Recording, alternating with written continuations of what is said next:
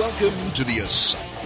And now, your hosts, Rick Fleeger and Rick Briggs. We don't let the holiday or the fact that Rick has been eliminated from the Caveman playoffs stop us from bringing you an all-new Asylum Fantasy Sports Show here on the Full-Time Fantasy Podcast. Now, you're a little early with that, Rick. I got to wait. I think it's done. It's Thanksgiving. It's Thanksgiving, Rick's baby. excited. He is excited. Check out Full-Time Fantasy over at fulltimefantasy.com, at Fulltime Fantasy on the tweeters. And, of course, you can follow us, asylumfootball@gmail.com, to be part of Rick's mailbag, which we will open tonight, as well as at Asylum Football on Twitter. We're going to just do one. We're going to combine them this week. Rick, take a little time off for the holiday. So one show, we got a lot of goodness to pack into it, so you better listen hard. Yeah, you better. Just listen to it 3 or 4 times. You could do that. You know, subscribe. Leave a message, for God's sakes. What is wrong with you people out there, you know? Put forth a little effort. Write us a comment. Something. Yeah. Asylumfootball@gmail.com to get into that mailbag. Yeah, for all the people writing into the mailbag, we appreciate it. And, keep them coming. Bye weeks are over finally anyway, Thank Rick. God. But we are Fleeger and Briggs, the Asylum Sports Show, right here on the Full-Time Fantasy Podcast Network. All right, well, let's get into it, Rick. Just a couple of headlines. I got one thing I want to go over, starts and sits, and we'll pick all the games. If you're following me, you are making straight cash, homie, so you're going to want to get those bets in before the Thanksgiving holiday so you have something to enjoy on the holiday while you're stuck in that house with your family. So real quick, Rick, don't know how much it affects anybody's fantasy team, but Andy Dalton back going to get the start for the Bengals this week after just I'm sure he's totally excited about it now. I wonder. Well, we'll get into that with the game picks. The big one, Rick, Duck Hodges, your boy, the guy you've been stumping for since he was a sophomore in college, getting the start in the revenge game against the Browns. And we were talking about before we went on the air, Rick, Mike Tomlin seems less than thrilled with having to make that decision this week. Well, his choices are limited, and I think we've seen a pretty good sampling of Mason Rudolph, and it ain't very good. The kid gets rattled. That's the thing, right? Yeah. He's got the arm talent. He's not good in the pocket, which I kind of thought could develop over time, but if it doesn't go well early, if he's getting knocked around, all the nonsense that went on the week prior, Tomlin, and he's acting like he has no choice because he has no choice. If the pressure of last week got to Mason Rudolph to the point it did that he looked like a high schooler against the Cincinnati Bengals, Right. What's the build-up to this game going to be like? Good Lord, there's no way he can handle it. No, I agree. And let's face it, this is the Cincinnati Bengals. I mean, no disrespect, but this team is getting their brains pounded out week in and week out, and the Steelers barely won. No, and I dare say if Dalton was quarterback, they may not have won. If Dalton was quarterback, they'd have won by double digits, I think. It was, the Steelers' defense is that good, but Mason Rudolph was that bad. And quite frankly, after the one long touchdown that was mainly on James Washington, Duck Hodges wasn't any good either. No, but I think you're going to see a full week of gameplay. And you remember the Duck Hodges game on Sunday night, right, against the Chargers. It's going to be that. Get Jalen Samuels in your lineup. He is going to catch a dozen balls or more. I mean, that is going to be the game plan again this week. Well, yeah, it's going to have to be, I believe. It's because it seems that Cleveland has sort of found themselves since that Pittsburgh game. Right. It woke them up. Yeah. They've got the swag. They actually think they're going to win now and that they're a playoff team. And, when a team starts believing in themselves, they become more dangerous. And they are talented, right? Sure they are. It was kind of a lack of discipline, a lack of, I think, coaching. And then they start to get in their feels, as the kids say, and the ball just got rolling. Now last week was the Miami Dolphins. Let's not go crazy. True. But you've seen something. I think they've woken up. So now they're awake, they're angry, and they still have all that talent, I guess minus Myles Garrett, right? But it's a pretty dangerous matchup. Poor old Duck might die right after Thanksgiving, which I hate to see. Could be a wild one, but yeah, I mean, you look at the Pittsburgh quarterback situation just against the Cincinnati Bengals. Mason Rudolph 8 for 16 for 85 yards against the and Cincinnati a pick. Bengals. Duck Hodge is 5 for 11. Right. For 118 and a touchdown. Now, granted, whatever that was, about 60 yards 79, of it. I 79, think it was. That's right. You're absolutely right. Was that one pass to James Washington, which was mostly, as you mentioned, all on him anyway. James Washington did seem to do all the work on that one, so... I think with the right game plan, right? For all the crushing we did of Randy Fichtner leading up to that game, I remember that week we were especially, we took time out of our takeaways to attack him. Then he kind of went out in that, I almost said San Diego again, that L.A. Chargers game, and kind of drew up the perfect game plan. I think he got a game ball after that, saying, all right, you know the limitations of the kid. You ran the ball well. He checked everything down, and they got the ball to Samuels in open space. It was a really good game plan. Now, you're not going to surprise Cleveland with this, but this is what it's going to have to be. They're going to have to execute it. You're going to have your defense play exceptionally well, get a turnover, probably score, and try to win this game in the teens, right? That's the kind of game it's going to. And we'll get into that in the game picks, how we think it's going to go. But I think just as much as he hates it, he being Mike Tomlin, and I hate it, and I assume you hate it, this is the only choice he has to make. One more touch on this game before we go. Do you, speaking of fantasy, waiver wire reach, you see anything in Kareth White after what we saw? 6 carries for 43 yards. He certainly seems that he can, put out a pretty fleet-footed scamper. And we're talking about getting Jalen Samuel in there to catch these balls out in the flat. I'll tell you what, do they go with White? I don't know. Here's my concern. He had that one drive, right, Rick, maybe 2 drives early on, where it seems like he ripped off 6 and 7 at a clip every time.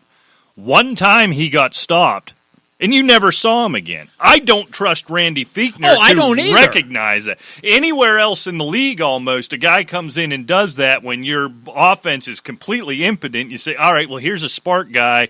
We're going to wear his butt out today.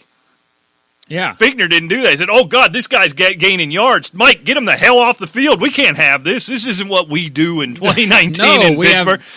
Send him to the locker room lest he sneak back in and gain a yard. We can't. So I guess Snell had 21 carries. White had 6. Edmonds and Samuels each had 2. Obviously, they went, Snell as the bell cow. And I still think that's what's going to happen this week. I really do. And if they're in passing situation, I think I see a situation where you get Samuel and Snell on the field together a lot, and White maybe a third down, change of pace type of thing. You don't know. I know. They might have Duck drop back and throw 57 times, and I'd be pretty confident in predicting he'll complete 8 of them. So you just don't know. Randy Fichtner's a boob. He got that 1 week of praise, and he's quickly used it all up for me. So I don't know, and that's not forget James Conner's going to be out again this week, so that's going to be a bit of a problem. So, Rick, for your Thanksgiving games, and always the first game, boy, you look forward to it, right? The turkey's frying or roasting, whatever you do, it smells good. You flip on the TV, you sit down, you crack open that beer, and you are going to have the distinct pleasure of watching Jeff Driscoll go up against the Chicago Bears defense as Matt Stafford is going to be out again. Jeff Driscoll versus Mitch Trubisky. Nothing says Thanksgiving classic like that. Yeah, but think about it. You're not as old as I am, but still, you have a lot of Thanksgivings under your belt. It's Detroit every Thanksgiving. And quite frankly, I was spoiled to be able to watch Barry Sanders. Right. I can remember the Barry Thanksgiving. Sanders days as a children's. But, that's just what it is. I'll, kind of go through the motions and watch it, and then I'll have a gut full. Dallas will be on, New Orleans and Atlanta will be on too. So, can you stay awake for that third game? You with a belly full of turkey and 19 loggers in your system? Probably, just to let you know, I'll probably fall asleep during the Dallas game. Okay, and then will you get up and wake up, get something else to eat? Because that's going to be a dandy, the 8 o'clock game. You almost wish they'd put that at 4, right? Although I think Dallas and Buffalo, while not intriguing, it's not going to be an up and down fun affair. It's going to be a good football game. I think it's very intriguing. Look how important it is to Dallas, right, and their playoff chances. And number 2, Buffalo, they don't have the easiest schedule heading out, and there's a lot of mediocrity on their tail. They can't afford to really drop any, a couple here or there. So that actually dovetails nicely into, Rick. I only had one takeaway. Obviously, we're compressing the show, but there was one takeaway. I got it kind of in my craw, and it's about the Dallas Cowboys after last week. I am so damn tired of Jerry Jones every time they win a game acting like Jason Garrett is the greatest thing since Vince Lombardi. And then they lose a football game, and then he's publicly whacking this guy over the head for every decision he made. Now that game against the Patriots, the weather was just awful. Granted, I have an issue with Patriots fans most of the time, but the fact that joint was full and stayed full the entire game in that awful, awful weather is a testament to them. But here we go. Patriots got the best defense in the league. I don't think there's any doubt about that. The weather's rotten. You're down 7. There's 6 minutes to go. You're having trouble driving. They kick a field goal, and everybody's crushing them. And Jerry Jones is mad, and everybody's crushing them. New England can't score on you. New England's offense is awful right now and have been for several weeks. You know you're going to get the ball back. I am all for taking points there. Now, I wouldn't have faulted him if he went for it either. Are you going to get down that far again? I think both of them are reasonable decisions. But see, that's a double-edged sword that he was on anyway. If he'd have went for it and failed, they'd have been crucifying him for that. Right. Why didn't he take the points? It could have cut the lead. Because you know what would have happened. Tom Brady would have drove him down. They'd have kicked the field goal, gone up 10, and then Garrett's an idiot for not kicking the field goal and taking the points where they'd have still been alive if he'd have just kicked the field goal. But then his owners just crushed him. And let's not forget how that game went. They just got hosed. I mean, the Cowboys got screwed, these phantom tripping calls, and now the league comes out today and says, well, yeah, you're probably right. They weren't tripping calls. Does it ever seem to you, I'm not a conspiracy guy. No, it doesn't seem to me that the calls go against New England. Weird things like this happen every time New England's on. You know what? I honestly think it is. Bill Belichick is such a great coach and such a football genius that the officials start out thinking themselves here. Sure, we've covered this has before. To be something. We've covered this before. I don't doubt it. I mean, look. Oh, and I can't remember the player's name now, but early on in the season, he was complaining the ref says stay off of Tom. Yeah, you're right. And, that... We go back 2 years ago, the Jesse James play down at the goal line. Right. Just they completely out. They're not going into a game saying, all right, it's New England. We get like the NBA will do, like it's LeBron. We've got to put him on the foul line 18 times this game, which I know that happened. Exactly. That doesn't happen but it's Bill Belichick, it's Tom Brady, it's the Cowboys. We don't want to screw this up, we really got to be on it. This is a new disturbing trend. I've spent most of the 2019 NFL season bitching that, oh my God, they're calling everything. Let them play. That hasn't been enough for them. Now they're just calling stuff that doesn't happen. How many hands to the face do you see every Sunday where they go to the replay and it's a guy getting pushed on the shoulder pad? 2 tripping calls. Nary a trip happened, and then that rube, that company man, that yes man, that jerk Gene Steratore. Well, you see, he picked up his feet. And Troy Aikman said, well, yeah, he's kind of got to pick up his feet to move. He's right. If he's not going to be critical of the referees, get that jerk out of the booth. I'm done with that nonsense. But it's just, and all of that goes on, and Garrett loses a tough game against the best team in the league, the best team of the last 15 years in the league, in a rainstorm, on the road, get hosed, and Jerry Jones is saying, if I had Lincoln Riley here, this is the subtext, if I had Lincoln Riley here, we'd have won that game by 30. No, you wouldn't have, Jerry. You stink. Your team stinks. Everybody stinks. Fire Garrett. He will get hired so fast, and maybe he is just a 10-6 type of coach. But guess what? Before he got there, you wasn't even a 10-6 type of team. So I'm tired of Jerry. He needs to zip it. I'm sure he will, because he's probably listening right now. He's probably mad. Oh, yeah. He'll probably be writing you a nasty letter. I don't know why that bugged me. So I don't care about the Cowboys whatsoever. I root for them to lose. It's just all that. It irritated me this week. Oh, I agree. I agree 100%. And I'm like you. I don't believe in conspiracies. However, I think they outthink themselves. It's just what it is. Like you said, they're thinking, I can't mess this up. Because Bill Belichick knows. If I mess it up, he's going to see. And I would have to think, of course, we don't know because there's certainly no replay and this, that, and the other. the things like that happened back in the Curly Lambeau days, the George Halas days, the Vince Lombardi days, all these legends. Yeah, it's it's bound to happen because people, they become mythical. Yeah, they really do. How many times in the last 4 seasons has Tom Brady done a 3-step drop, promptly slammed the ball right in the ground, and then 18 seconds later, an illegal contact foul comes out? Right. He put that ball in the ground so fast, that receiver couldn't have been far enough down the field to have been illegally contacted. Exactly. It's just things like that. And probably, when they're good, it seems like it goes that way for the Steelers a little bit, too. It felt like that. So I'll admit that as a Steeler homer. But the Patriots, over the last several years, it's getting worse and worse. And jumping on the Patriots bandwagon for once, how about that play with 2 seconds to go? He heaves out of bounds. Talk about a hose job. They're at home. The clock is supposed to run until the ball hits something.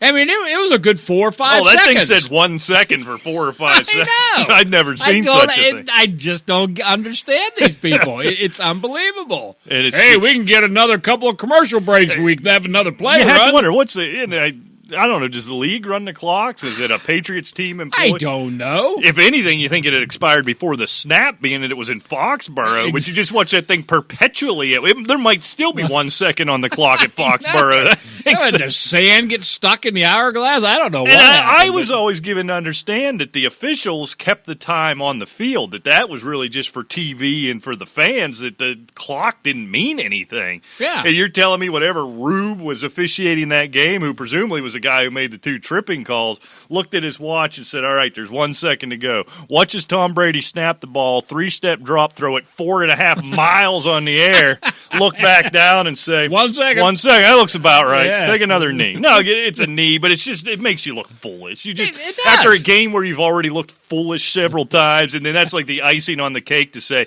not only am I a bad official, I should probably be jailed at this point. It's just you absurd. couldn't just let them trot off the field and congratulate each other and just say, oh yeah, buy my wad, forget that, get out of here. No, I'm going to double down on my stupidity, like Gene Steratore. Well, he picked up his foot, doubling down on your stupidity. Come on. Exactly. Pathetic.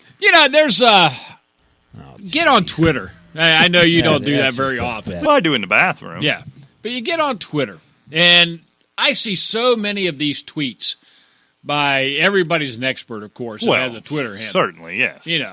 But it's hard to get those. And it'll say exactly, yeah. And everything's always prefaced with unpopular opinion. Oh yeah.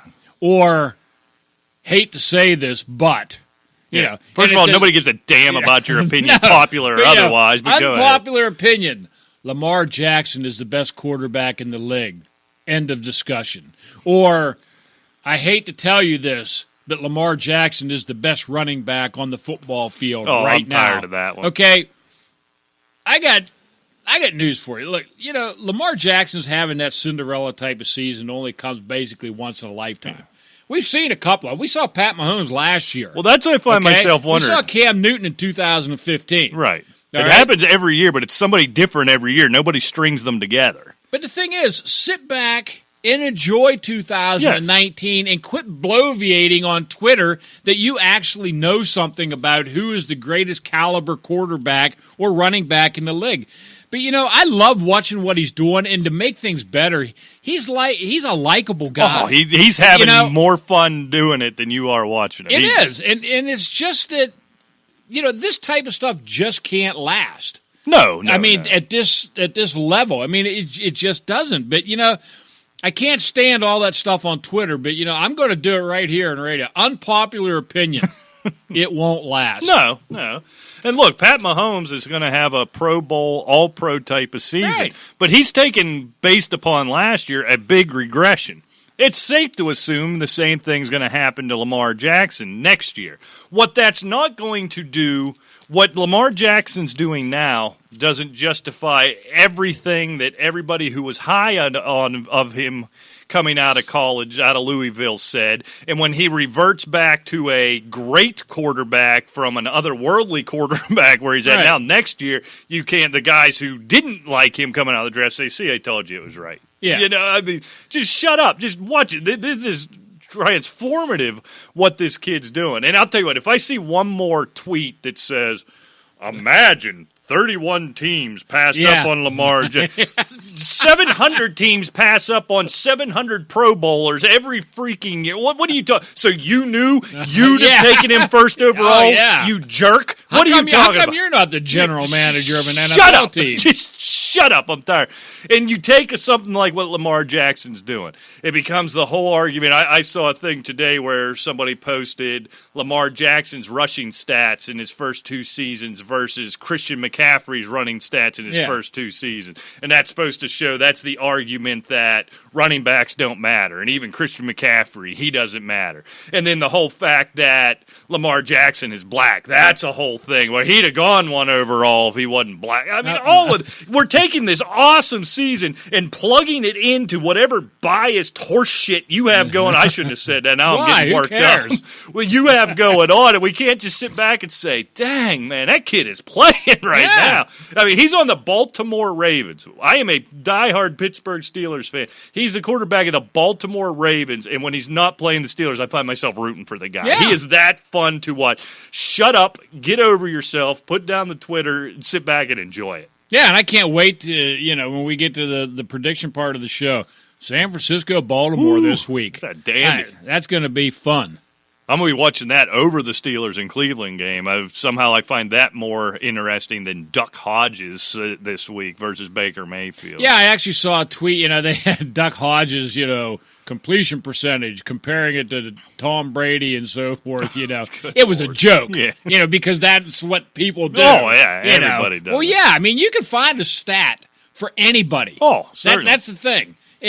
But these gurus, they'll put something out, just saying, or something like that. I mean, something like last 2 weeks, Jared Goff, no touchdowns, 4 interceptions. Last 2 weeks, Rick Briggs, no touchdowns, no interceptions. Who's the better quarterback? Shut up! Shut up. Exactly.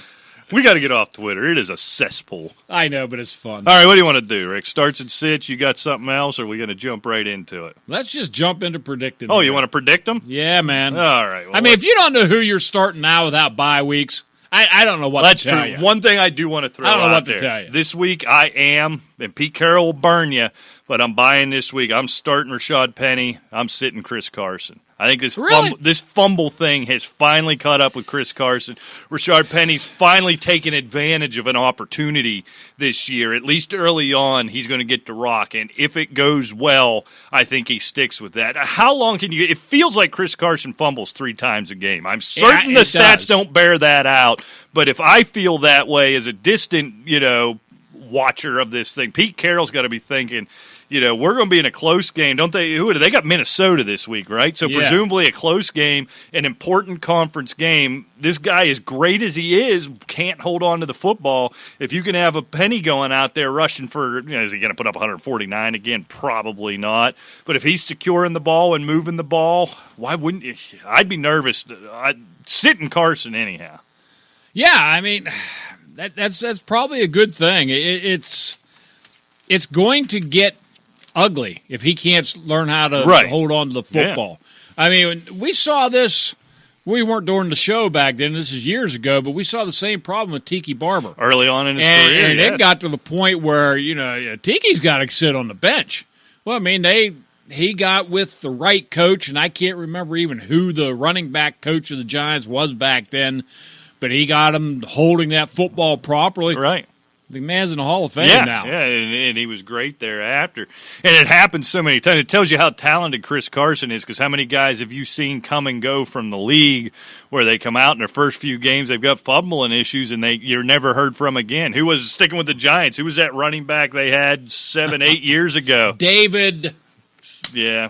David something. Yeah. And he come out, he had all the hype in the offseason. He was getting drafted in the first 2 rounds of fantasy drafts, and he fumbled on about his 3rd carry of his career, and you never saw him. I don't know. Coughlin might have had him killed. I mean, David, what was his name? I can't remember. I keep wanting to say Montgomery, but that's not right. But Speaking of David Montgomery. All right. Do you think Tariq Cohen, now that things are starting to open up a tad in Chicago offensively, I don't know if it's temporary or maybe they're trying to figure out something. But do you think maybe Matt Nagy's figuring out, this Tariq Cohen guy's pretty good? Yeah, maybe if you get the ball in his hands in a little bit of Yeah. space and he can run 47 miles an hour, maybe we should try that. I'm not willing to back up. I keep plugging him in flex spots. I've gotten burnt with it a lot. It's coming, Rick. It has to be. It's got to be coming. You would think so. He's got 50 receptions Because remember, on the year. Nagy's not an idiot. He told you that. Well, yeah, he's going to run more than 7 times. I know that. He said that one Yeah, and day. I don't need Cohen to get any carries, but he should have 7 or 8 catches every single week. Exactly. If you give him 12 targets a week, one's going to the house. I promise you one's going to the house. Yeah, and they've just got to start blocking and having better execution. He's got 50 receptions and only 280 yards receiving. Yeah. I mean, something's got to give a little bit. I mean, conversely, you look at Miles Sanders, he has 27 receptions, and he has, I don't know, about 60 more receiving yards. Yeah. This A lot of it's Chicago Trubisky. offense hopefully, is going to start opening up a little bit. I think that team, especially defensively, is just too talented. I hate to see it just get wasted like it has been so far. Right, yeah. It's I don't get it. All right. Well, that dovetails right in, Rick, to our game picks. We'll start with that game. The Bears laying 3 on the road in Detroit on Thanksgiving. First game. You should look at the line before you make your I pick should, so you don't but have 8 I don't pushes do that. every single week. I'm going Chicago 27, Detroit 21. I had it 27-24, but I'm going to lay 6. I know Thanksgiving. It's crazy. Things happen. It might be 52-6 Detroit for all I know. But I'm going Chicago 27, Detroit 21. I think the defense is too good. I don't like either offense, quite frankly, at this point. Yeah, I don't think this one's even going to be close. I was persuaded 2 weeks ago Jeff Driscoll didn't look too awful bad, right? Kept them in that game for a while. And then you go out and you get exposed by the Washington Redskins. I'm done. I'm finished with you. You're finished. So I'm going to take the Bears here easily, 20-9. This game going to be an interesting one on Thanksgiving when you got your belly full and you're about 7 beers in. As the Bills get 6.5 in Dallas, 6.5. I'll tell you what. I was wrestling with this game. And, of course, it's in Big D, so I automatically gave Dallas 3 points right there off the bat. I just don't think Dallas is going to lose this week. I don't think they can afford to. I know Buffalo defense is pretty good, but I like Dallas in Dallas. I'm going to go Dallas 24, Buffalo 20. So I'm going Dallas to win, Buffalo to cover. Yeah, this one was tough, and 6.5 seems like a whole lot for that Bills defense. It was my first thought. But the thought I couldn't get out of the back of my head, I'm going to take the Cowboys to win and cover here, and here is why. It feels like for 27 years, or for however long Jason Garrett has been in Dallas, 3 times a year Jerry Jones is going to fire him on Monday morning. And they have a big And he win. doesn't, and then they go out and just light it up the next week. Now, it's not going to be easy to light anything up against that Buffalo defense. I still have a lot of questions with that Buffalo offense and their ability just to keep up if an offense gets hot. So I'm going to take the Cowboys here by a touchdown, 27-20, which would give me a Cowboys cover. All right. And the nightcap on Thursday, Rick, the Saints laying 7 in Atlanta. Yeah, there's another one. Good Lord. Honest to God. You ought to work in Vegas setting these lines because that's where you pick every single game. Look, after that Atlanta drubbing they gave them a couple of weeks ago, then Atlanta looks good again against Carolina. Then they turn around and Just crap the bed against Tampa yeah, Bay. exactly. New Orleans isn't going to lose to them again. They're in New Orleans. It's Drew Brees. They're looking for that number 1 seed. They know San Francisco's playing Baltimore. There's a good shot to gain a game. I'm going New Orleans 34, Atlanta 28. So I will take the Saints, but I'll let Atlanta cover, even though I'm not sure they will. Yeah, usually divisional games I don't like laying a full touchdown, but I'm more persuaded by the revenge aspect of this one. As Atlanta just punked New Orleans in their building. What was it, 20-9 or something? It was terrible. Humiliating defeat. I'm going to take the revenge factor in this one. I think it's going to be exciting for a while with New Orleans pulling away at the end. So I got the Saints winning and covering 34-23. All right, getting to Sunday, Rick. should have been exciting if the Steelers were at all competent offensively, but the Browns actually laying 2 in Heinz Field. I really want to take Pittsburgh. And this quarterback situation, I actually feel a little bit better with Hodges than I did with Rudolph in there. I'm going strictly on defense. I'm going to go with a mild upset here. I'm taking Pittsburgh outright, 27-24. I thought I was being clever here. I've got the same thing, Rick, and I hope this isn't homerism on my part. I just feel like when you've got a defense that physical and that good, who's that ticked off as they've got to be right now with everything that's happened. I mean, it's so weird to schedule a division game only 2 weeks apart against the same opponent. Really odd scheduling. Browns are better in every way offensively right now. Yep. I don't know how the Steelers score point. It's going to take a defensive score. I can just see T.J. Watt literally running through Baker Mayfield. This team, it's got to be so angry the way they quickly rallied to Mason Rudolph's defense after those absurd allegations of the racial slur. And we haven't talked about that on the show, and I'm not going down that road.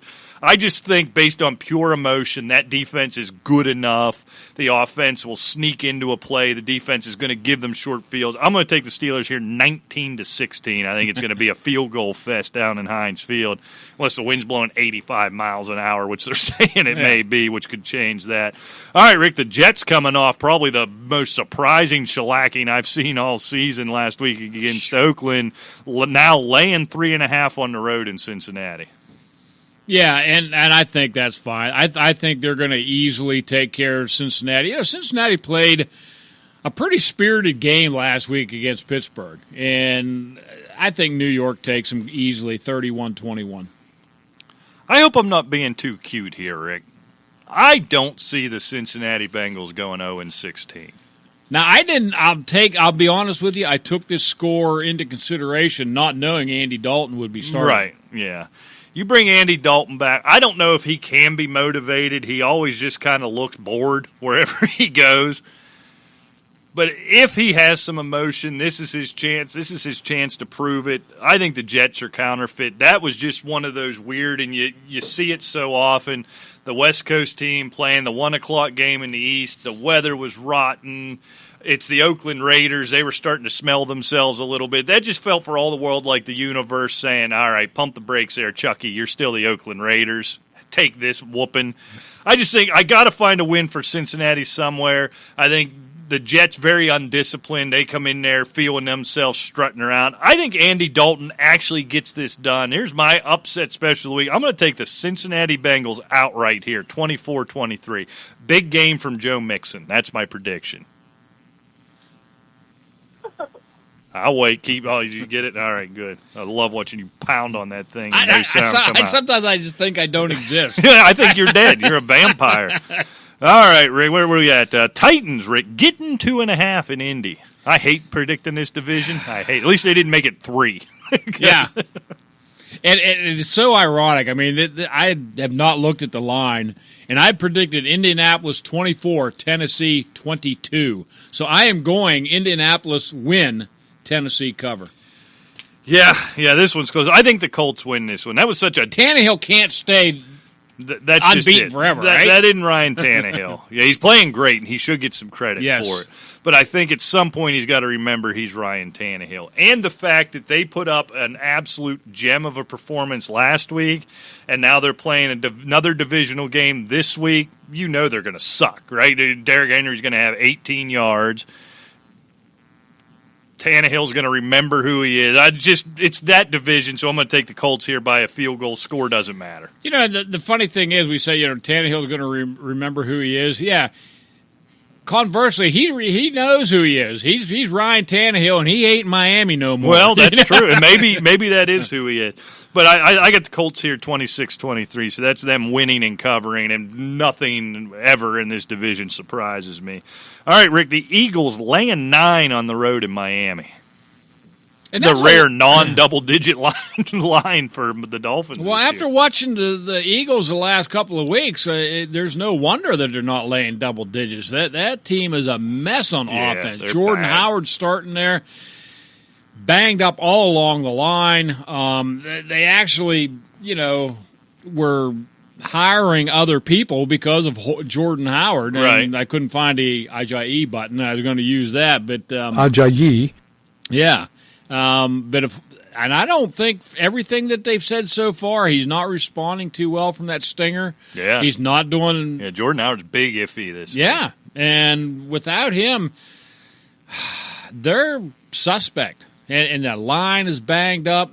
They have no receivers. I'm sorry. Even with Jeffries healthy, it's not the Alshon Jeffrey we've grown accustomed to. However. Yeah, you say all that. They're still playing the Dolphins. 31-19, Philadelphia winning cover. Yeah, Carson Wentz has been bad. I suspect he will continue to be bad. But this is the Dolphins. This is where you get healthy. Carson Wentz has won some games in this league. He's put up some big numbers. If you're ever going to do it, this is a week. So I'll take the Eagles by 10 here, 33-23. All right, Rick, the Packers, after just getting humiliated on Sunday Night Football in San Francisco, lay 6.5 heading to the Giants. And that's not enough for the New York Football Giants. That team is a mess. When you have Saquon Barkley that can't get over 15, 20 yards a game, there's something wrong. Green Bay 34, Giants 23, and I'm being kind, giving them 23. Yeah, I actually had them at 23 as well, and as I say it still feels high. Golden Tate in the concussion protocol. Right. It could be a big week for Slayton. I think they move the ball a little bit, but I think the Packers cover this one. I'll take them by a field goal, 30-23. All right, Rick, the Redskins coming off. What was the line? 6.5. Oh, 30-23. You said by a field goal. I'm sorry. Oh, okay. By a touchdown. I'm Gotcha. sorry. Yeah. Field goal, touchdown, it's the same thing. Quit being so persnickety. Yeah. All right, Rick, the Redskins coming off that big win. Dwayne Haskins, I'm told, is still taking selfies in FedEx Field, so we don't know if he'll be out there for the first snap or not. But if he is, he's getting 10 in Carolina. Well, one thing's for certain. We will see Christian McCaffrey. One thing is not for certain. We may not see Joey Sly. Right. However, wow. I do not think that Washington is going to like what happens to them. Carolina has got to be fuming. They had the Saints on the ropes. Right. Should have never even gone to overtime. No, because of the 2 missed extra points before that. And then they has a chip shot in overtime. It should have ended it. And, of course, what happens? They miss it, and Drew Brees drives down. Bingo, you lose. Carolina 31, Washington 13. Yeah, like I said, Dwayne Haskins, I think his selfie days are over right now. I'm setting the over-under for Christian McCaffrey's scrimmage yards at 475 for this week. Panthers 31, Redskins 17, and I don't know how the hell they get to 17. I just like to use that number. All right, Rick, the Bucs getting 1 in Jacksonville. Talk about the pundits saying, we have no idea with these two teams, and the Bucs get 1. You just don't.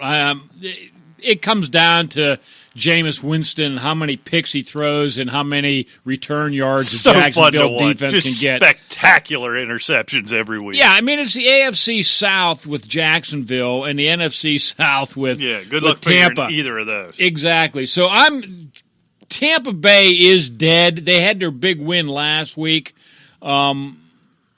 So Jacksonville, they have to still rise out of the coffin just a little bit before they die with a groan later on. So I'm going Jacksonville 27, Tampa Bay 24. So I'll get a Jacksonville win and cover.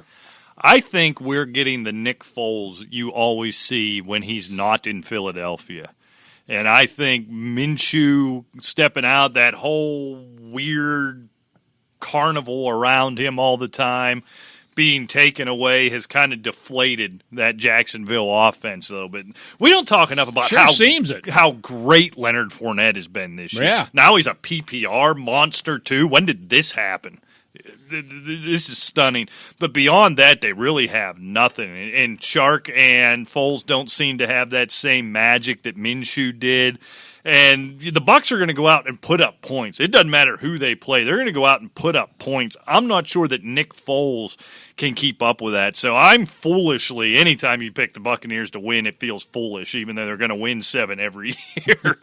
I'm going to take the Bucs here. I think this is a wild one. I'm going to take the Bucs 37-34 as the one strength the Buccaneers have outside of their offense is what they can do against the run and maybe be the first team that can really at least slow down Leonard Fournette, and I think that's going to be the difference. And after all this expert analysis, it'll be like 11-8. Oh, it's going to be the worst game of the year. There's no question about it. All right, what's not going to be, I hope not the worst game of the year, Rick, is the 49ers get six in Baltimore.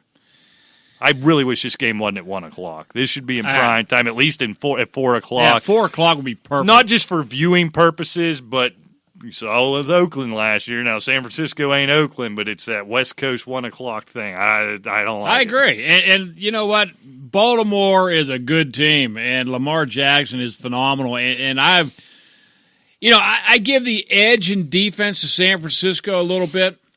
But when it gets right down to it, wide receivers are basically a wash. Run game may be slightly better in San Francisco, but Lamar Jackson's better than Jimmy Garoppolo. Made you think. I'm going Baltimore 31, San Francisco 24. I'm going to go Baltimore win and cover. So you got to cover it. I think now this sounds dumb to say because that's not how I'm going to predict this game. I'm kind of playing in predicting it. I'm kind of playing with the line and the number. I think this is either a close Niners win or Baltimore just runs them out of the gym like they've done to everybody the last 3 or 4 weeks.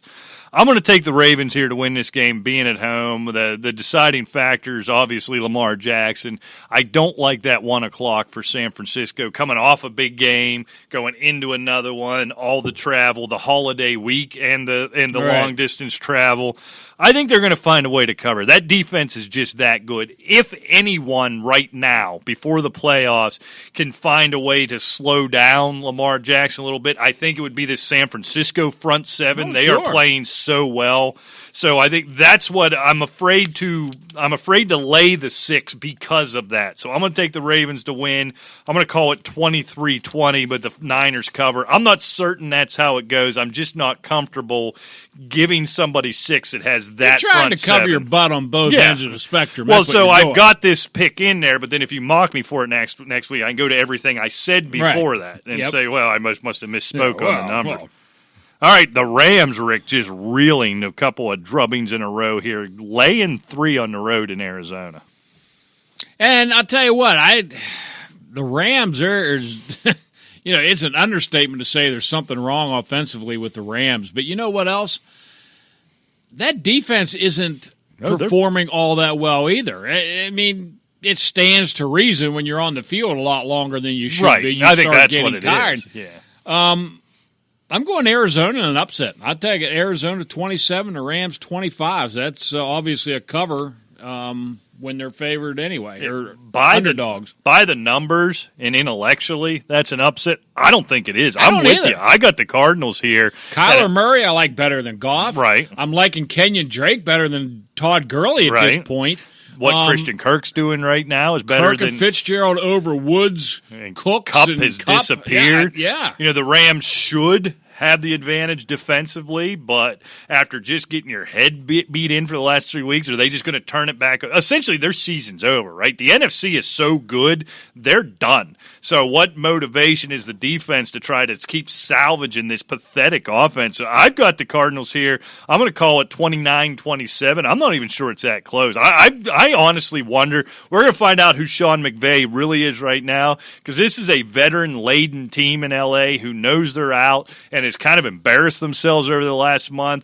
Let's see. I'm curious if this team's just going to lay down and just, we're done. We're just going to lay down and die. Let's try again next year in the fancy new building. So I'm with you. I got the Cardinals here, and I don't feel like it is an upset on paper. I don't feel like it is. Yeah, I mean, it's very conceivable that the Rams could fold.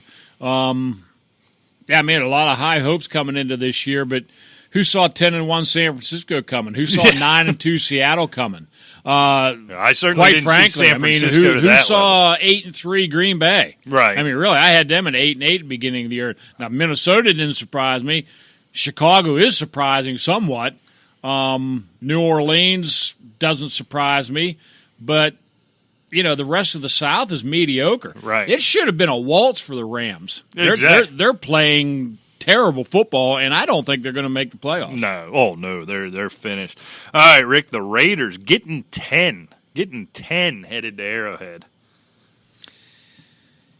This is going to be a Wild West game, and I like Kansas City to win, but I'll tell you what, 10 points is a lot of points to lay in a division game. I'm going Kansas City to win, 33, Oakland 24. I got them a 9-point win, but I'm going to take the Raiders to cover. Yeah, I think clearly the Chiefs win this game. But 10 points in a division game, number one. In a rivalry game, and let's face it, Rick, this is a trap. This is Vegas after Oakland just getting taken to the woodshed last week.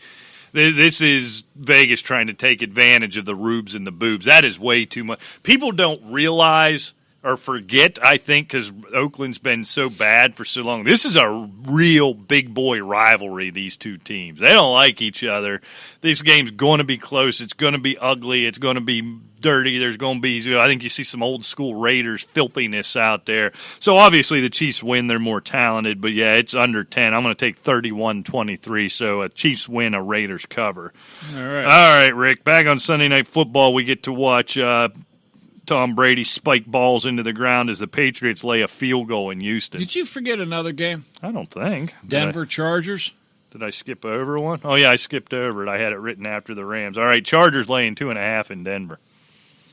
This is a team, to me, that is very reminiscent of the Rams. Right, same thing. Talent-laden.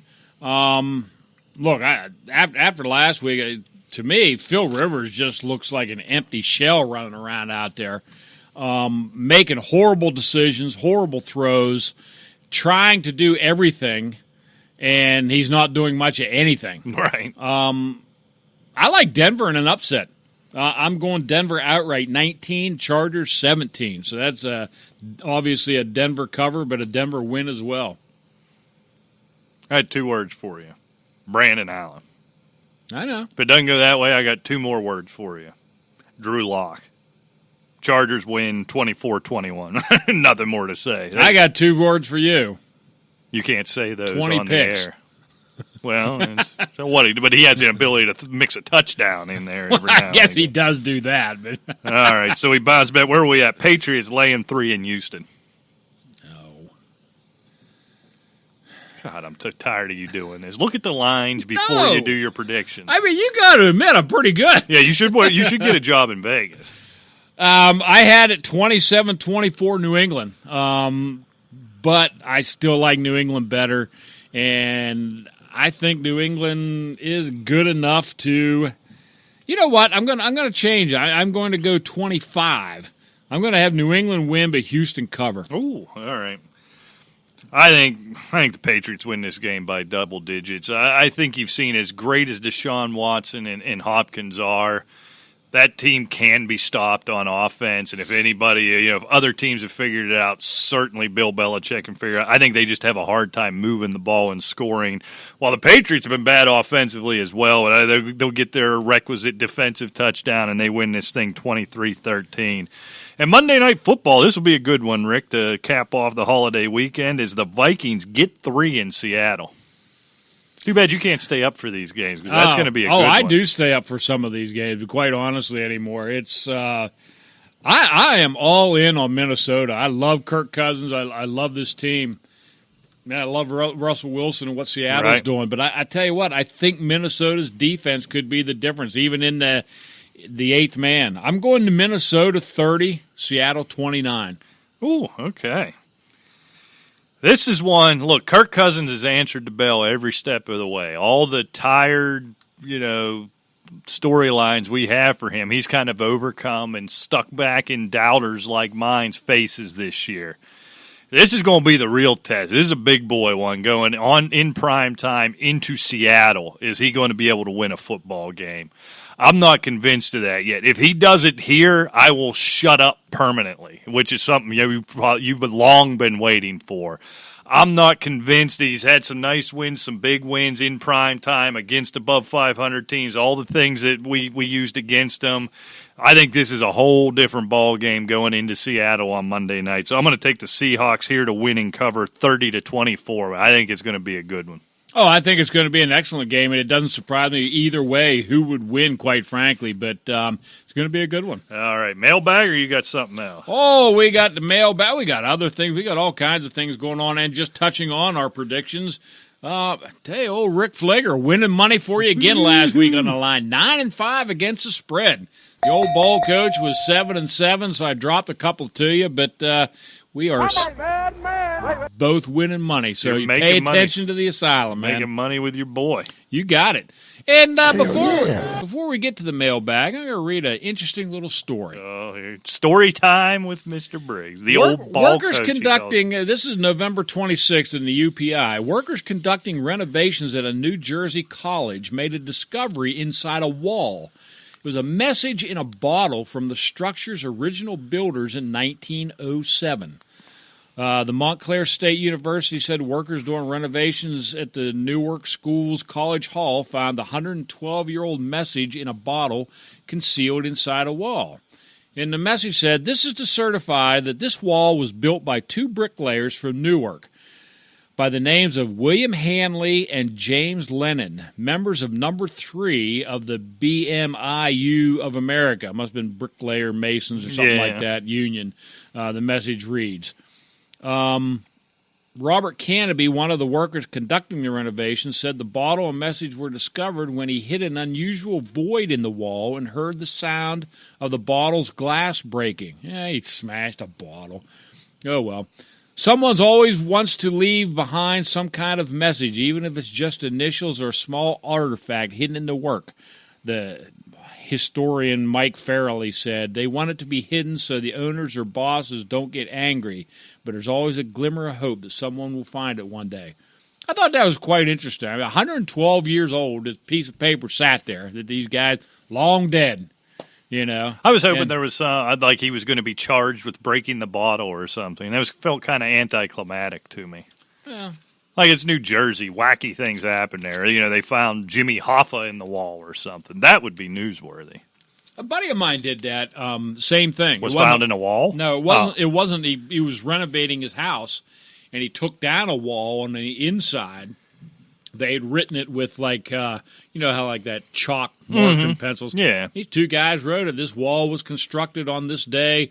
It was like 1901, something like that, you know, and he looked them up. He actually got on and looked, and the one guy died like in the 50s, and the other one died like in the 60s or whatever. And it was just interesting, you know. He looked them up, and it's kind of neat to see how these people lived, and, you know, it still left a little something. And at least they weren't in the wall. So yeah, exactly. That's all that really matters. Right.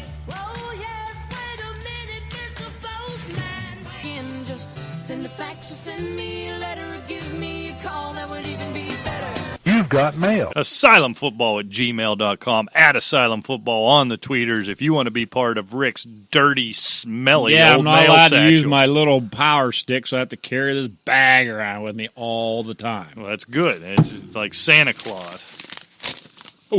We'll have to get into that here pretty soon. Oh, we have that on there. And now you've got your turkey gobble. You're ready for all the holidays. Well, we'll be using this here in a couple of minutes. We're not done after the I got a new mailbag. game. This Thanksgiving special You're going to have to pay game me here. overtime for this show, Rick. All right. I don't have a whole lot for the mailbag. Not a lot of buys. But anyway. By not a lot, you mean none. So Well, I yeah. guess that qualifies. Exactly. Mac writes, Mac, every week with Mac. I like Mac. Would you bench Barkley for Joe Mixon in a half-point PPR? I'm tempted to. I'm thinking about it. I think Cincinnati's going to win that game. I think New York's going to struggle. You know what? The hell with it. Yes, I would. I'd take Mixon over Barkley this week. Go for it. Andy Dalton's back. I think Mixon's a big part of the passing game, which he hasn't been under Finley. To be fair, he wasn't a big part of him under Dalton the first time. I just think the shackles are going to be off. So, yeah, I'm doing it. All right. Okay, here we go. Sam writes, not confident about Jordan Howard playing. You got that right. You and me both, pal. And my options are shaky. Pick a flex. Duke Johnson, Adrian Peterson, Peyton Barber, D.D. Westbrook. Boy, that is not a good spot to be in. All right. You can take Duke Johnson out right away. He has been invisible in that offense. I got to go D.D. Westbrook. I mean, just looking at this list, you can.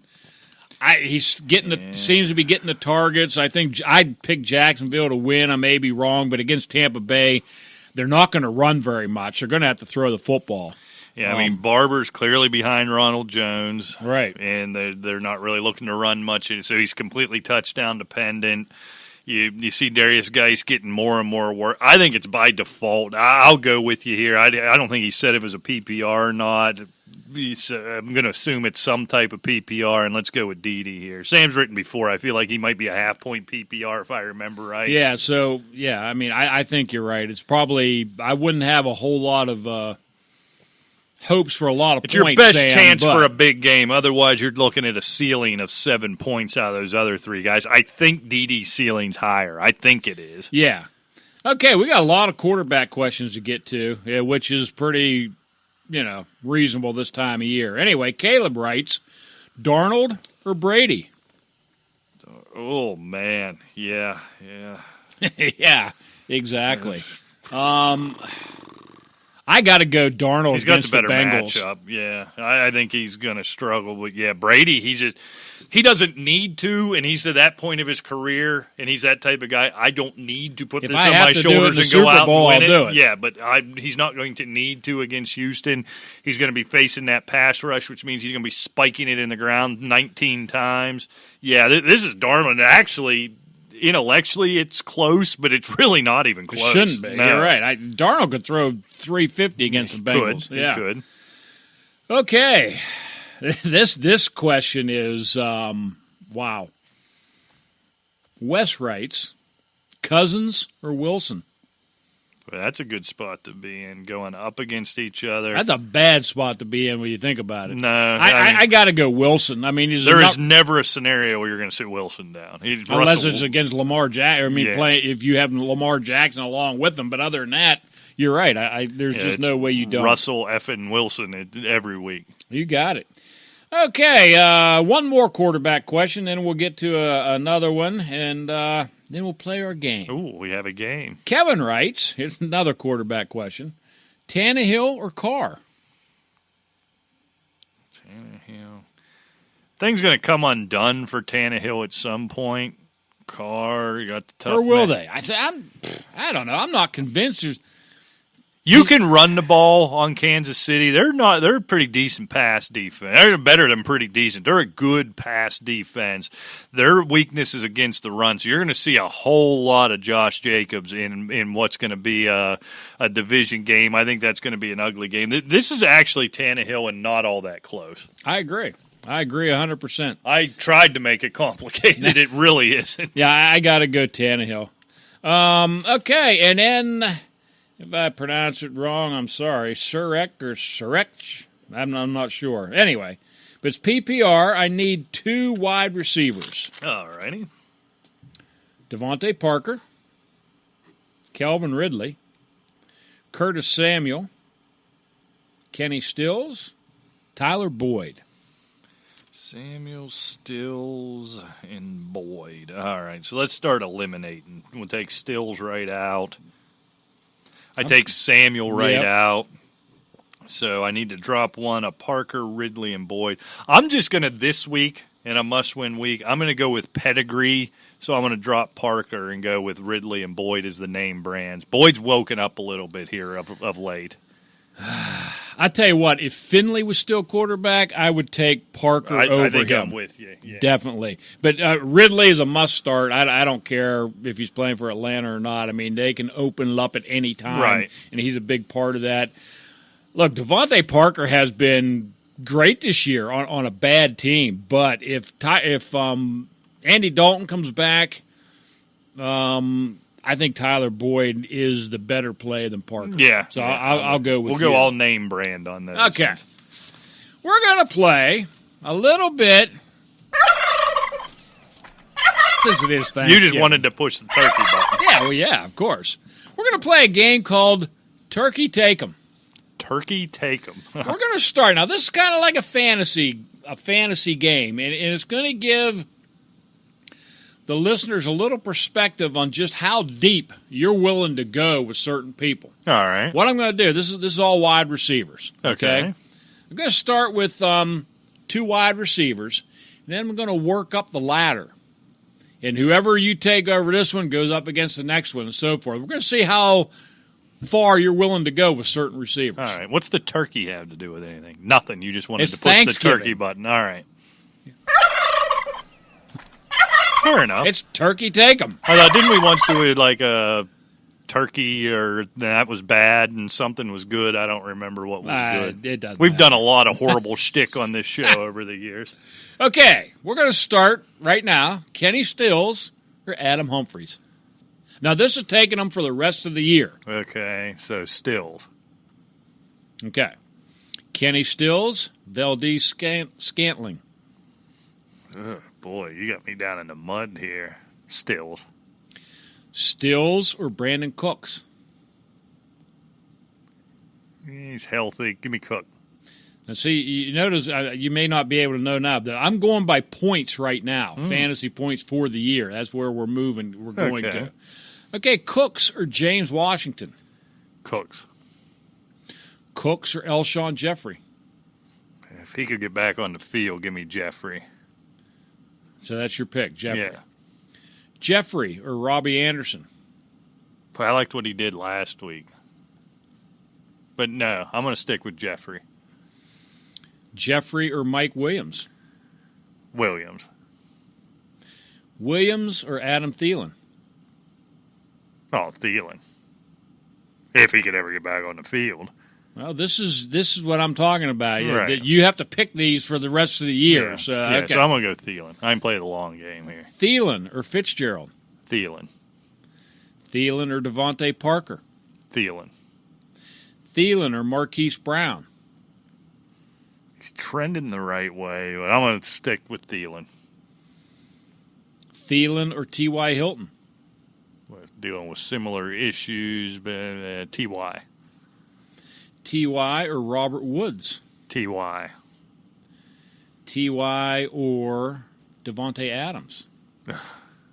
God. It's 7 catches last week. Looks healthy. Give me Devontae. Devontae Adams or Keenan Allen. Devontae. Devontae or Odell Beckham. Devontae. Devontae or Jarvis Landry. Funny how those two hit right back to back, isn't it?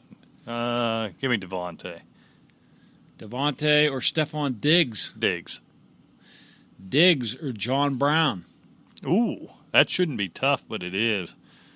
I'm going to stick with Diggs. That's close, though. Diggs or Cup. Diggs.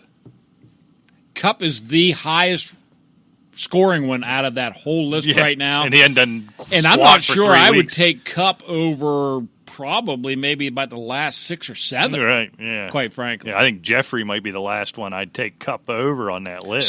So you're willing to bank on Thielen being able to come back because he jumped over 1, 2, 3.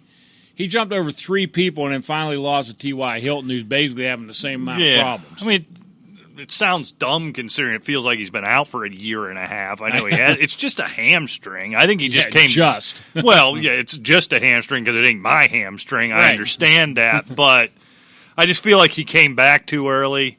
He's had the bye week now. Hopefully, lesson learned. When he gets back at 100%, I think he's going to be Adam Thielen, right? You would think so. I hope. Kirk Cousins certainly flinging the ball around. Right, yeah. All that nonsense there is over, I hope. Yeah.